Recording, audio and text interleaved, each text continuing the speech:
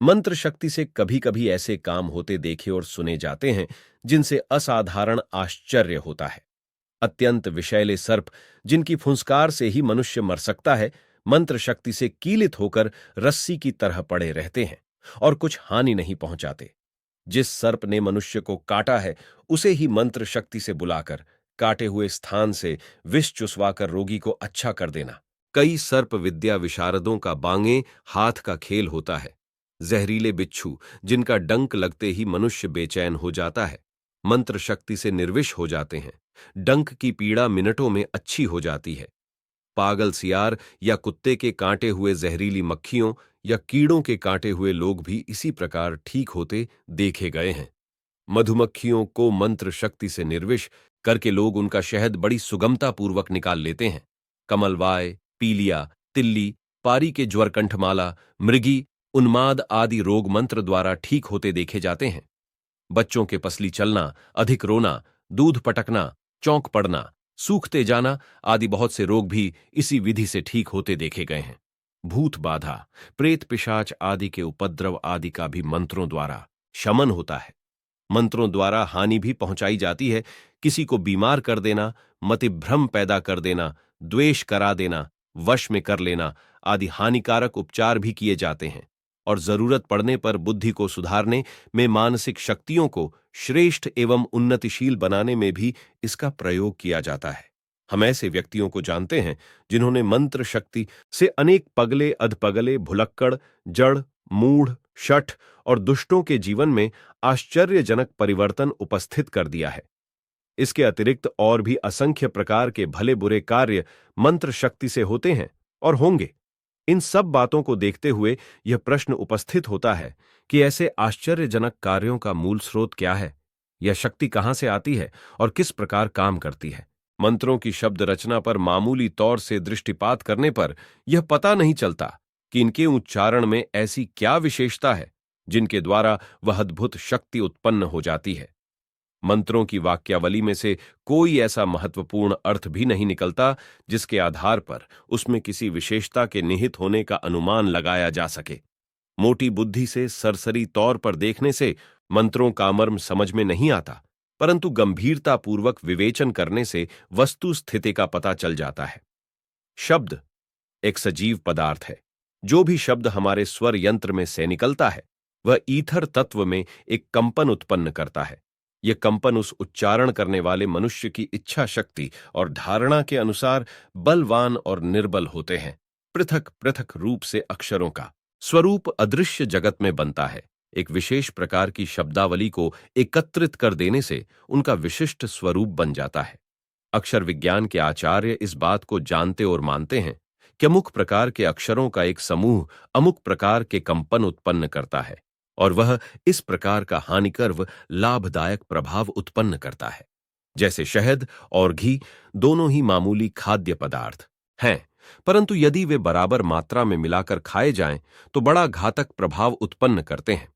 उसी प्रकार अमुक अक्षर का उच्चारण अमुक अक्षर के बाद करने से क्या फल होता है, उस विज्ञान का सूक्ष्म परीक्षण करने के बाद मंत्रों की अक्षर रचना इस प्रकार की गई है जिससे अमुक प्रकार का ही प्रभाव उत्पन्न हो। ह्रीं, हूं, श्रीं, क्लीं, फठु आदि एकाक्षरी मंत्र अपना विशेष महत्व रखते हैं।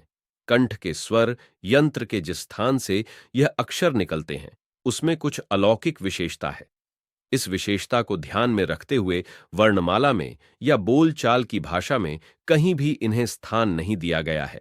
यदि दिया जाता तो उच्चारण करने वालों के सामने ऐसे भले बुरे परिणाम उपस्थित होते जिनकी उन्हें आवश्यकता न थी।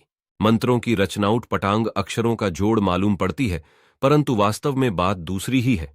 एक अक्षर का स्वतंत्र महत्व और अमुक अमुक अक्षर के सम्मिलन का सामूहिक महत्व, उन दोनों तथ्यों पर योग विद्या के तत्वज्ञों ने सूक्ष्म दृष्टि से विवेचना करके मंत्रों की रचना की है।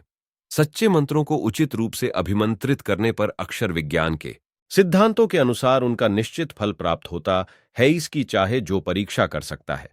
शब्द रचना के अतिरिक्त प्रयोक्ता की धारणा और विश्वास शक्ति का बल होता है। ये बल जितना ही न्यूनाधिक होगा उतना ही मंत्र भी फलदायक होगा।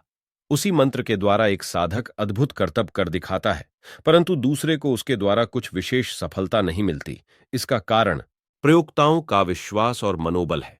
जिसके मन में अपने मंत्र के ऊपर अविचल श्रद्धा है, उसका प्रयोग असफल नहीं हो सकता, किंतु जिसका मन शंका शंकित रहता है, संकल्प विकल्प किया करता है, उसको सफलता प्राप्त होना दुर्लभ है। मंत्र को सिद्ध करने के लिए एक विशेष प्रकार का अद्भुत कर्मकांड करना पड़ा है। कोई मंत्र मरघट में सिद्ध लिए अर्धरात्रि के समय निर्जन स्थानों में जाना पड़ता है। किन्हीं मंत्रों को अमुक व्रत उपवास और विधि विधानों के साथ सिद्ध करते हैं। यह मंत्र सिद्धि के कर्मकांड इसलिए हैं कि मंत्र योगी को स्वयं अपने ऊपर, अपने मंत्र के ऊपर सुदृढ़ विश्वास हो जावे। जिसने उन साहसपूर्ण और कष्टदायक मंत्र सिद्धि की साधना को पूरा किया है, निश्चय ही उसे अपनी साधना पर विश्वास होना चाहिए। यही विश्वास वह बल है जिससे मंत्र सजीव होता है और अपना चमत्कार दिखाता है। अक्षर रचना के पश्चात यह धारणा एवं विश्वस्तता ही सफलता की आधारभूमि है। मंत्र में तीसरा तथ्य इच्छा शक्ति है। कार्य सिद्धि के लिए प्रयोक्ता की तीव्र इच्छा का होना आवश्यक है।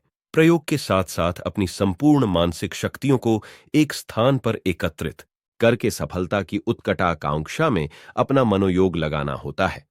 विभिन्न दिशाओं में काम करने वाली शक्तियां जब एक ही दिशा में पिल पड़ती हैं, तो उसी प्रकार अचरज भरा कार्य हो जाता है। जैसे आतिशी शीशे के थोड़े से क्षेत्र पर बिखरी हुई सूर्य किरणें एक स्थान पर एकत्रित कर देने से आग जलने लगती है। मंत्र की सफलता यह तीन आभ्यंतरिक तथ्य है। चौथा तथ्य बाहरी है, वह भी इन तीन की तरह ही आवश्यक और महत्वपूर्ण है। यह चौथा तथ्य यह है कि जिस आदमी के ऊपर प्रयोग किया जाए, उसको मंत्र की शक्ति पर विश्वास हो। कम से कम इस बात की सूचना तो अवश्य ही हो कि मेरे ऊपर कुछ मांत्रिक प्रयोग किया जा रहा है। मैस्मरिज्म विद्या का जिन्हें ज्ञान है, वे पाठक जानते हैं कि जब तक सामने वाला व्यक्ति कुछ झेप न जाए, तब तक उसे निद्रित नहीं किया जा सकता। कोई कठोर मनोभूमि का आदमी दृढ़तापूर्वक कह दे कि मेरे ऊपर कोई मैस्मरिज्म नहीं कर सकता, तो उसको प्रभाव में लाना कठिन है। मंत्र योग और मैस्मरिज्म एक ही पेड़ की दो शाखाएं हैं। इसमें भी वही सिद्धांत काम करता है। यदि सामने वाले व्यक्ति को विश्वास होगा कि मेरे ऊपर कोई कारगर प्रयोग हो रहा है, तो निश्चय ही उसके ऊपर प्रभाव पड़ेगा। यदि उसे पता न हो या विश्वास न हो, तो मंत्र का पूरा फल नहीं मिल सकता। कारण यह है कि मंत्र योग भी एक योग है। योग का अर्थ जोड़ जोड़ के लिए कम से कम दो संख्या जरूर चाहिए। दोनों के मिलने से ही तो योग होगा। यदि एक पक्ष मिलने से इनकार करे, तो जोड़ का, योग का, मंत्र योग का समुचित लाभ होना कठिन है। जिसके ऊपर प्रयोग किया गया है, उसका विश्वास भी साथ में होना चाहिए। यदि वह नहीं, तो प्रयोग उतना ही सफल होगा जितना कि एक हाथ से ताली बजाने में सफलता मिलती है। जो प्रयोक्ता सदाचारी, संयमी, सद्भावना युक्त हैं, जिन्हें अपनी साधना पर विश्वास है, जो दूसरों को अपने प्रभाव में लेने की कला से परिचित हैं, उनके मंत्र कभी झूठे नहीं होते। ऐसे मंत्र योगी आमतौर से अपने उद्देश्य को पूरा कर ही लेते हैं। उनके प्रयोग प्रायः व्यर्थ नहीं ही जाते हैं। तो मैं आपसे ये उम्मीद करूंगा कि इस वीडियो से आप मंत्र शक्ति के बारे में जान गए होंगे और इसका प्रयोग करना भी सीख गए होंगे। तो वीडियो पसंद आया है तो लाइक करें, शेयर करें और चैनल पर नए हो तो चैनल को सब्सक्राइब करें। आपका दिन शुभ हो, मंगलमय हो। धन्यवाद।